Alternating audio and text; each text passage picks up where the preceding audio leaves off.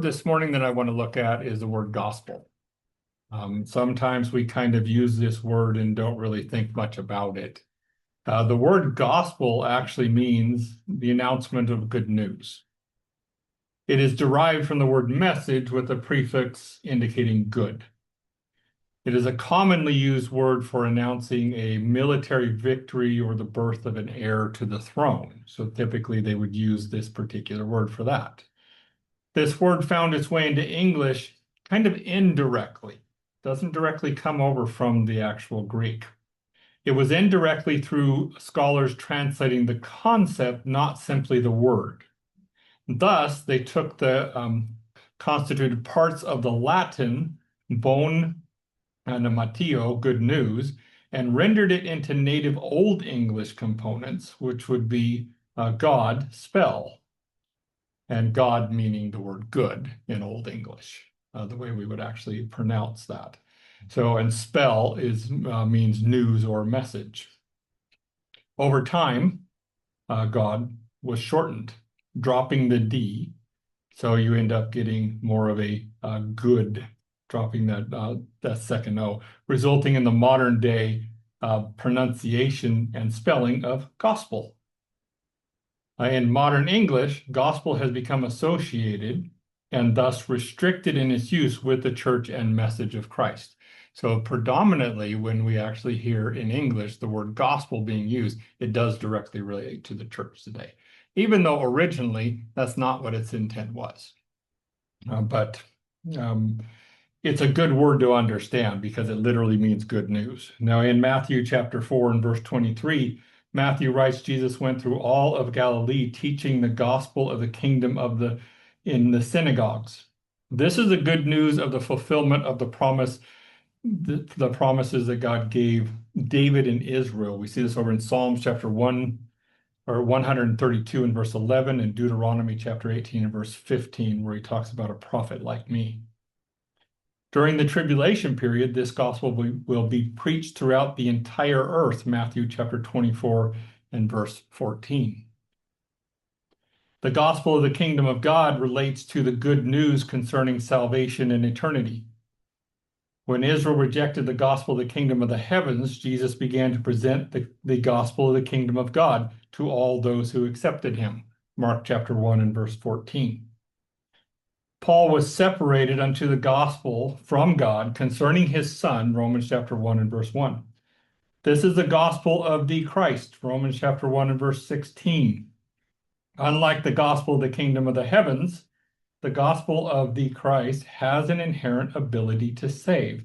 Now we see over in Matthew chapter 13 and verse 19, a reference to how the gospel of the kingdom of the heavens could be snatched out of the hearts of those who actually believed. So the malignantly evil one could snatch away what was sown in the heart. However, this gospel, which would be the gospel of Christ, actually relates to our salvation. 1 Corinthians chapter 15, verses 3 through 4.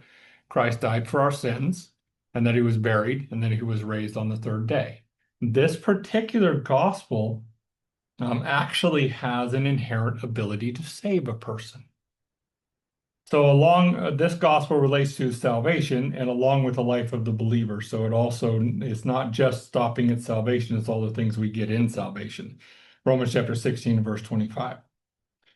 Because the gospel for salvation today has an inherent ability to save, the God of this age, and that would be Satan, blinds the minds of the unbelievers from the gospel of the proper opinion of Christ. We see this over in 2 Corinthians chapter 4, verses 3 and 4. The gospel for salvation, 1 Corinthians chapter 15, verses 3 through 4, is not a gospel concerning immersion by water. 1 Corinthians chapter 1 and verse 17. And this is where Paul says, God did not send me to baptize you. He sent me to actually preach the gospel. Okay. Water baptism does not save from sin, that is the filth of the flesh, but is for a good conscience before God, 1 Peter chapter 3 and verse 21. So yeah, we still actually practice water baptism, but water baptism is not for salvation. Water baptism is because of salvation. The message Paul and other apostles present is a good news of faith through grace. Ephesians chapter 2 and verse 8 talks about this. This is the gospel that does not come by word only, but also by inherent ability, for it impacts the life of a believer. 1 Thessalonians chapter 1 and verse 5. Israel did not obey the gospel of Christ. Romans chapter 10 and verse 16. Concerning the gospel of Christ, they are enemies for our sake, but concerning election, they are beloved by the Father. Romans chapter 11, verse 28. Thus, through their disobedience, we have obtained mercy. Romans chapter 11, verse 31. For God is using the Gentiles to bring Israel to be zealous for her God. Romans chapter 10 and verse 19. So he has not cast away Israel. He's using the Gentiles to produce zeal within them. And when that zeal is actually produced, a good example of this is the 144,000 during the tribulation period. They will present the gospel of the kingdom of the heavens throughout the entire earth, something that the church has not been able to do, the gospel that we have, in 2,000 years. They're going to do it in in 3.5 years. That's zeal. And that's what he's going to do, zeal for their God. That's proper zeal.